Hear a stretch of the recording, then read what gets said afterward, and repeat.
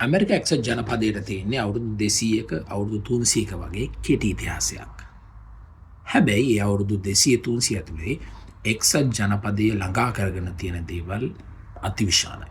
විශේෂයෙන්ම ලෝක දේශපාලනේ ඕන්න පොසිෂන් කරගෙන තියෙන තැන අපිට හිතා ගන්නවත් බෑ. මේ වෙලාවෙත් ට්‍රම්ප් ඇතුළු ට්‍රම්ප්ගේ ඇඩ්මිනිස්ට්‍රේෂන් එක ඒ වගේ තවත් ඇචීව්මන්ට් එකක් හොයාගෙන යන ගමන් ඉන්නේ. ඒ තමා සුප්‍රකට ඉරාන ආක්‍රමණය. දැන් අපිට එන ප්‍රශ්නයක් තමා ඇයි ඇමරිකාව මෙහෙම වැඩ කරන්නේ? ඇයි ඇමරිකාව තමන්ට අදාළ නැති යුද්ධවල පැටලෙන්නේ? ඇයි ඇමරිකාව තමන්ට අදාළ නැති ප්‍රශ්න විසඳන්න යන්නේ? අනේ ප්‍රශ්නෙට උත්තර හොයාගෙන යනකොට අපිට හම්බෙන දෙයක් තමා මාග කැම්පේන් එක. මාග කියලා කියන්නේ මේක් ඇමරිකා ග්‍රේට් අගේන්. මේක ඇත්තරම ඩොනල්ඩ් ට්‍රම්ප්ගේ මැතිවරණ වේදිකාවේ ඔහු අරන් ආපු ස්ලෝගන් එක කියමු නැත්නම් ටැග් ලයින් එක. ඇත්තටම මාග කැම්ප් එක නැත්නම් මාග කැම්පේන් එක පළවෙනි වාරයට ගෙනාවේ ඩොනල්ඩ් ට්‍රම්ප් නෙමෙයි. 1980 රොනල්ඩ් රේගන් තමයි පළවෙනි වාරයට කිව්වේ මේක් ඇමරිකා ග්‍රේට් කියලා. එතනින් අවුරුදු 12කට පස්සේ 1992 දී බිල් ක්ලින්ටන්ුත් කිව්වා මේක් ඇමරිකා ග්‍රේට් කියලා. හැබැයි 2012 වගේ කාලෙදී ඩොනල්ඩ් ට්‍රම්ප්ට මේ මේක් ඇමරිකා ග්‍රේට් කියන ස්ලෝගන් එක චුට්ටක් වෙනස් කරන්න වුණා. ඌ ඒක වෙනස් කරා මේක් ඇමරිකා ග්‍රේට් අගේන්. එහෙම නැත්නම් ඇමරිකාව නැවත වරක් විශිෂ්ටත්වයට පත් කරමු, ශ්‍රේෂ්ඨත්වයට පත් කරමු කියලා. අයියෝ ඉස්සෙල්ලාම මේ ටැග් ලයින් එක වෙනස් කරේ. ඒකට හේතුව තමයි දෙවන ලෝක යුද්ධයෙන් පස්සේ එක්සත් ජනපදයේ පුදුම විදිහට ආර්ථික දියුණුවක් ලැබුවා. අවියායුධ වෙළඳාමින් සහ තෙල් වෙළඳාමින්. ඒ වගේම උන්ට ලෝකේ හැම තැනකම වගේ ව්‍යාපාර ජාලයක් වුන් පටන් ගත්තා. නමුත් 21 වන සියවස ආරම්භ වෙනකොට විශේෂයෙන්ම ඉරාක ආක්‍රමණයත් එක්ක එක්සත් ජනපදයේ ඉතා විශාල යුද වියදමක් දරන්න සිද්ධ වුණා. ඒක උන්ගේ අයවැයට බලපෑවා. ඒ නිසා දිනෙන් දින එක්සත් ජනපදයේ ආර්ථිකය දියාරු වෙන්න පටන් ගත්තා. හැබැයි මේ කාලය ඇතුළත මහජන චීනය අති විශාල ආර්ථික දියුණුවක් ලැබුවා. ඒ නිසා 2012 2013 වගේ කාල සීමාව වෙනකොට බිස්නස්මන් කෙනෙක් වෙච්ච ඩොනල්ඩ් ට්‍රම්ප්ට තේරුණා තවදුරටත් එක්සත් ජනපදයේ දේශපාලන සතුර රුසියාව නෙමෙයි ඒ මහා චීනය කියලා. අන්න එතනින් තමයි මේ මේක් ඇමරිකා ග්‍රේට් අගේන් කියන කැම්පේන් එක එන්න පටන් ගත්තේ. මේක් ඇමරිකා ග්‍රේට් අගේන් කියන කැම්පේන් එකේ වටපිටාව නැත්තම් ඒක ක්‍රියාත්මක වෙන විදිය තේරුම් ගන්න පුළුවන් හොඳ විදියක් තමයි ඔයාලා පොඩ්ඩක් හොයලා බලන්න ට්‍රම්ප්ගේ ඇඩ්මිනිස්ට්‍රේෂන් එක වටේ ඉන්න පිරිස. පළවෙනි කෙනා තමයි ජේ.ඩී. වෑන්ස්. ඔහුගේ උපජනාධිපතිවරයා. ඔහු 2001 ඉරාක ආක්‍රමණයට සම්බන්ධ වෙච්ච කෙනෙක්. ඒ වගේම අනෙක් කෙනා තමයි ඔහුගේ විදේශ ලේකම් මාකෝ රූබියෝ. අතර මාකෝ රූබියෝ කියන්නේ බොහොම ඉන්ටරෙස්ටිං කැරක්ටර් එකක්. ඔහුට තියෙන කියුබානු සම්භවය. උනට වෙනිසුලාව ආක්‍රමණය කරන මුළු ප්‍රොජෙක්ට් එකම ට්‍රම්ප් ඩෙල්ටා ෆෝස් එක යවලා නිකලස් මදුරෝ අත්අඩංගුවට ගත්ත මුළු ෆෝස් එකේම මුළු ප්‍රොජෙක්ට් එකම හැන්ඩල් කරේ කියුබානු සම්භවයක් තියෙන නැත්නම් ලතින් ඇමරිකානු සම්භවයක් තියෙන මාකෝ රූබියෝ.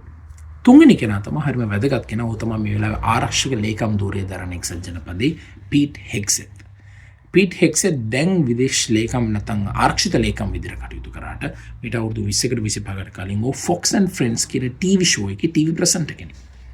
ඒ වගේම ඔහු 2001 ඉරාක ආක්‍රමණයට සම්බන්ධ වෙලා තියෙනවා.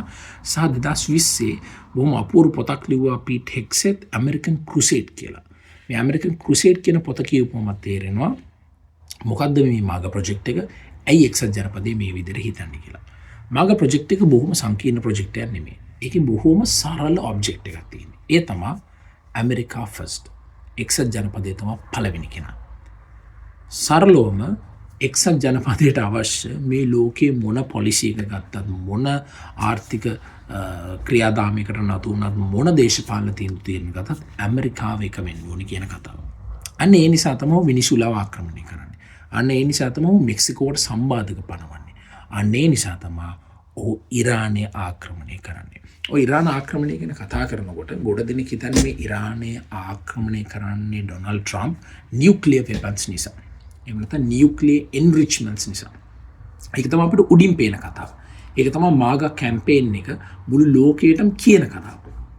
හැබැයි මෙතන යටින් යන එක කතාවක් තියෙනවා. ඒ තමයි චීනය ඉරානයේ අති විශාල ආර්ථික ආයෝජනයක් කරලා තියෙනවා. ඒ වගේම චීනය ගල්ෆ් රටවල විශේෂයෙන්ම සෞදි අරාබියත් එක්ක ලොකු ආර්ථික ගිවිසුම් ගොඩකට අත්සන් කරලා තියෙනවා. මේකින් වැඩිම පාඩුව සිද්ධ වෙන ඔය ඇමරිකන් ෆස්ට් කියන එක්සත් ජනපදයට.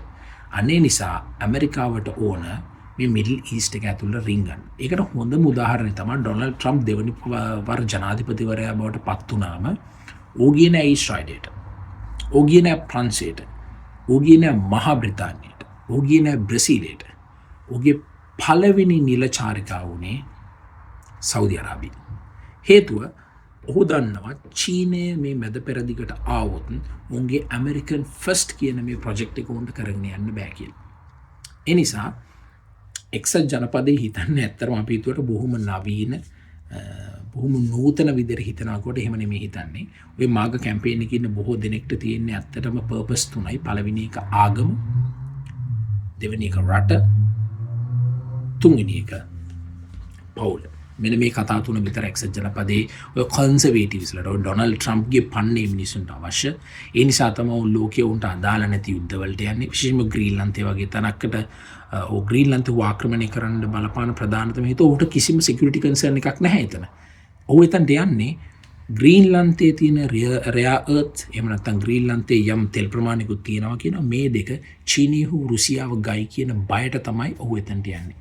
හේතුව උන් තවමත් විශ්වාස කරන්නේ මේ ලෝකෙ මොන විදියට කැරකුණත් ඒක කැරකෙන්න ඕන එක්සත් ජනපදයට ඕන විදියට කියලා. ඒක තමයි මාග කැම්පේන් එකේ මිනිස්සු දකින හේනේ.